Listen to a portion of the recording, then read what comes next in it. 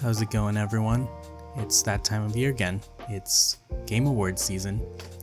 And I know the Game Awards isn't something that everyone enjoys watching, but for me personally, I think it's a great time.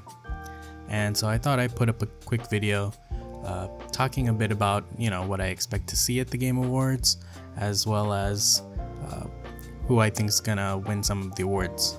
And so I'll talk a little bit about that at the end. But to jump into kind of predictions for trailers and announcements, I think the place I want to start is probably with my most anticipated game of 2025. And it's probably not the one that you're thinking. It's actually Monster Hunter Wilds. Now, Monster Hunter Wilds is something that I've been looking forward to for years, and it feels so close, yet it feels so far. And I'm fairly certain that we will see Monster Hunter Wilds at this year's Game Awards. We know that they revealed Monster Hunter Wilds last year, kind of as the one more thing at the end of last year's Game Awards. But I think they'll show up this year. There'll definitely be another trailer, and I think the thing that I'm looking out for is whether or not we'll have another demo. So I know we just had the Monster Hunter beta test early November, and so it'll be interesting to see if they do another one of those or even put out a demo again, maybe in early January. For Monster Hunter Rise, I believe they had multiple demos, and so it's definitely possible. We'll just have to wait and see. So going for Monster Hunter Wilds, probably everyone else's most anticipated game of 2025 is probably GTA 6. And with regards to whether I think GTA 6 will be at the Game Awards, I'm personally leaning towards no. I don't think Rockstar necessarily needs to have GTA 6 shown at an event like the Game Awards. I mean, I think the game has so much hype around it already that they can kind of work on their own time, so to speak. And so I think they're probably gonna let this one cook for a little bit longer, and it might be a bit till we see it, unfortunately. I'm still really excited for that game, by the way. Alright, now two games that I think are locks for showing up at the Game Awards. The first one is Death Stranding 2. We know that it's coming out next year. We know that Hideo Kojima loves to show up at the Game Awards, and so I think it's pretty certain we'll see it in some capacity here, probably another trailer. So we'll see. Maybe we'll even get a release date. Not sure. I think the interesting thing will be if Kojima reveals anything about any of his other projects that he's announced. I know he's doing one with Jordan Peele and Xbox, and then there's also that Metal Gear-like espionage game that he's doing with Sony. So we'll just have to wait and see if he reveals anything else. The other game that's on my radar that I'm pretty sure, actually I know now for sure because I think it's actually been confirmed, is Borderlands 4. So it's been a few years since Borderlands 3 came out, and it kind of had mixed reception, but the Borderlands franchise is highly successful. I know they had a movie that came out. I think everyone's forgotten about that or hopes to forget about it, but Borderlands 4, I'm excited to see it. I was a huge fan of Borderlands 1 and 2 back in the day, so it'll be exciting to see what they have in store for that. And now two games that were actually supposed to have released already, but were delayed into early 2025 that I think we may see in some capacity. The first one is Assassin's Creed Shadows. This is something that's definitely on my radar, definitely something that I'm really hyped for. I hope we get another trailer. I hope that we get some good gameplay in this one, get people hyped again. For me personally, I'm actually pretty happy that they decided to delay this game. I'm always in favor of letting things take the necessary time they need to be polished. So I rather, a game comes out when it's all well and polished and good and ready to go, rather than if it's released kind of in a buggy mess. Something I will say with regards to Assassin's Creed though is there, have been rumors of maybe an Assassin's Creed Black Flag remake, and so it's possible that something like that could be revealed, whether with the trailer. I'm not sure. It may be a bit too early, or it may not even exist, to be honest. We'll just have to wait and see. And then the other game that was delayed into early 2025 is Avowed. I know that they just had a big media blowout, I think a few weeks ago, and the early impressions from press was really positive. That's really exciting to hear. Honestly, this game wasn't really on my radar at all, but seeing some of the early impressions really, got me excited. I want to see more. I want to see if this is something that, this kind of game, Bethesda, like, it's definitely in my wheelhouse. We'll just have to see if they execute it, and if it turns out and looks like it's a great game, it's definitely one that I could get into. The next two games that I wanted to talk about are first party games. I'm not sure that they'll be here. I think I'd kind of be a little surprised, but certainly still possible. The first one is Fable. So we know that Fable they got a release window, I guess just 2025, from the Xbox showcase earlier in the year, and so it's definitely possible that we see Fable. I'm not too sure. Maybe they'll save it for, I think Xbox has been doing those, January directs the past couple years, so it's possible they might be holding on to this one for that. But I feel like Xbox has really turned it around this year in terms of their media strategy. Their showcase was such a smashing success that I think having some kind of presence at the Game Awards could be really beneficial for them. And I think a game like Fable is definitely a good one to put out there. Similarly, but on the other end of the aisle with Sony, I think that Wolverine, we haven't really heard anything about it. It was revealed in 2021 at the PlayStation Showcase, and there's really not been anything since then. But if it were up to me, I don't think we'll see it. I think this is the kind of reveal or kind of trailer that Sony likes to keep in their back pocket for their own state of play or showcase. So I don't think it'll be here, but hey, it's possible, and I know that a lot of folks would be excited for it. Similarly, a game that was revealed earlier this year was Marvel 1943, and they put out a cinematic trailer that was just remarkable. Like, the graphics, the facial technology, the animations was really impressive.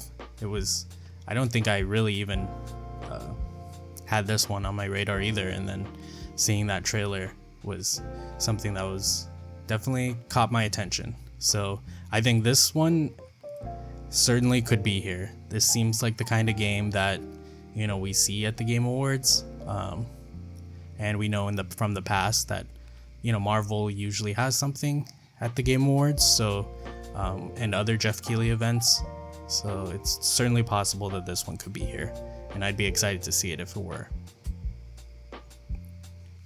The next game that I wanted to talk about was Dune Awakening. So this game, really, I don't know too much about it. I know there was some press coverage earlier in the year about it. It looked promising. I think most of the media were, kind of cautious with their impressions, but overall they were impressed with where it's at. When I see this game and when I saw that coverage, it looks like it's one of those games that kind of, flying under the radar. It could be, a breakout success it turns out to be really good. I think it has all of the, like the makeup for it. It could be something like, this year's Helldivers, for example, where it's like people I don't think people were really hyped about Helldivers, but then obviously it came out and was massively successful. I think Dune Awakening kind of fits that mold, but we'll see. Another game that I think definitely possible to see something about here is Light No Fire, which is from the developers of No Man's Sky. Speaking of which, we might even see a trailer for the latest No Man's Sky update here. I wouldn't be surprised by that either. But yeah, we saw that they revealed Light No Fire at last year's Game Awards, and I think it's certainly possible that we get an update on it here. Alright, one more game that I would be super hyped about if we got anything about it at all is Mass Effect 5, or whatever the next Mass Effect is. This was revealed all the way back in 2020 at the Game Awards, and I don't think we really heard anything about it since.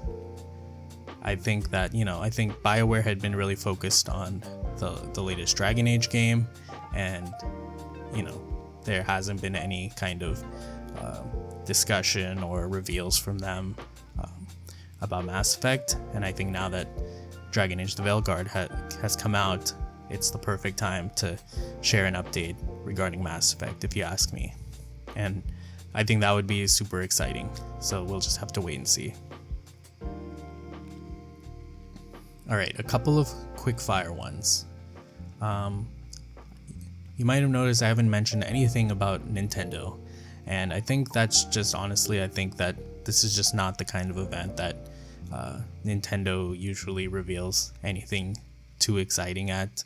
I think, they revealed like the Bayonetta spin-off game a couple years ago. That's about it.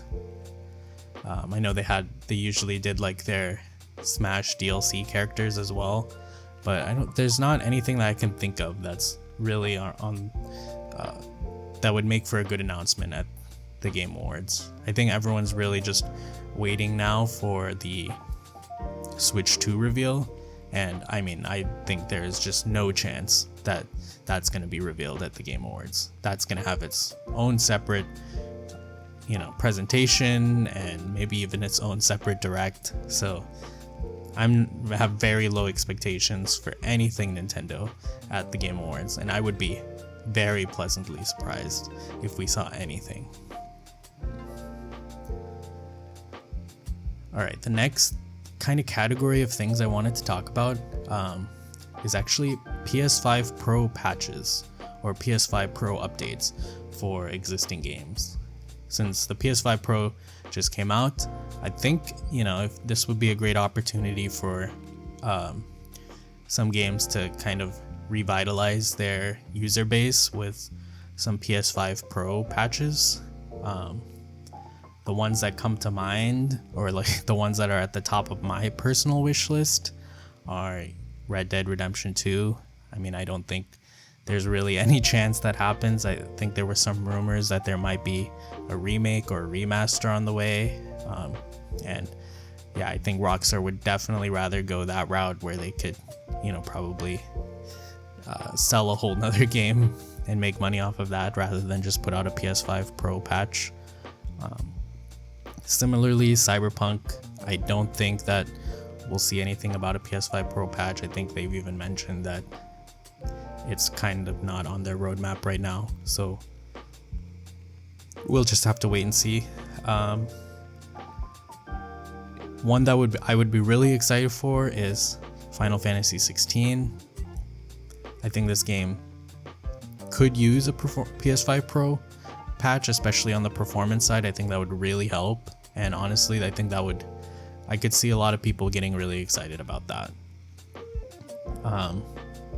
Another game that I think desperately would benefit a lot from the PS5 Pro would be Black Myth Wukong. I think, it makes a lot of sense. It's nominated for a lot of different awards at the Game Awards. So, putting out a trailer for a PS5 Pro patch or update, or maybe even alongside a DLC announcement, that can make a lot of sense.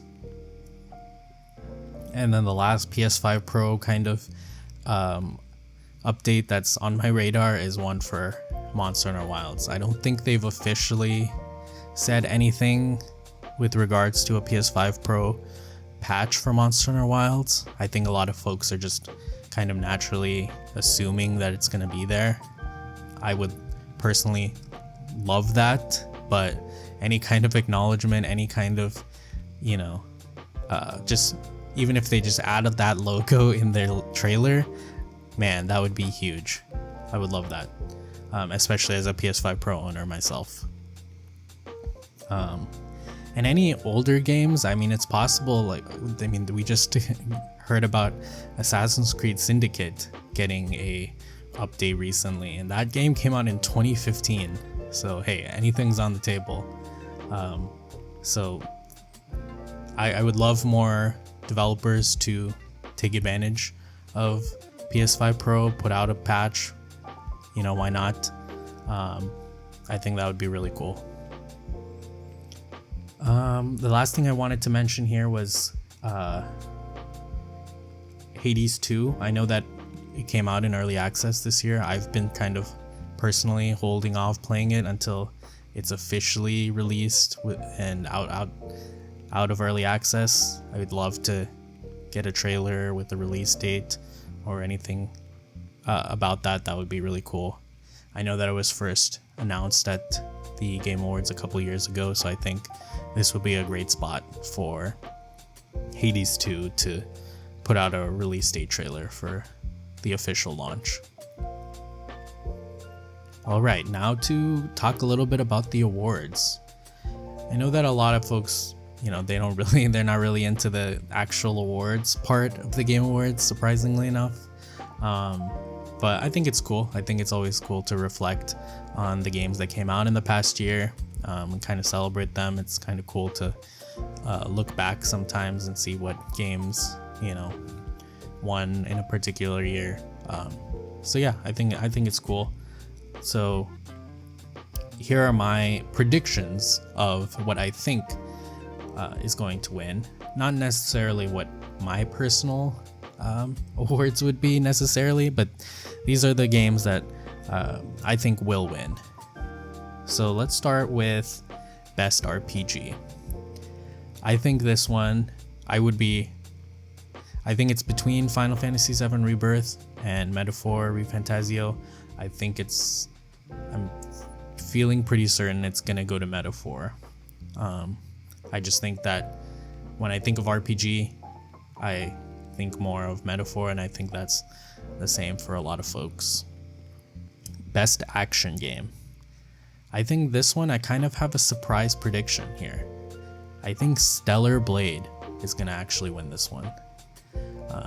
I think it would have gone to Black Myth Wukong, but I know that around the release of that game, there were some performance related issues that kind of bogged it down. So I think Stellar Blade wins this category. The next category, Best Art Direction. I think this one is between 3 games: Astrobot, Elden Ring, and Black Myth Wukong. I think Shadow of the Erdtree definitely could win this one.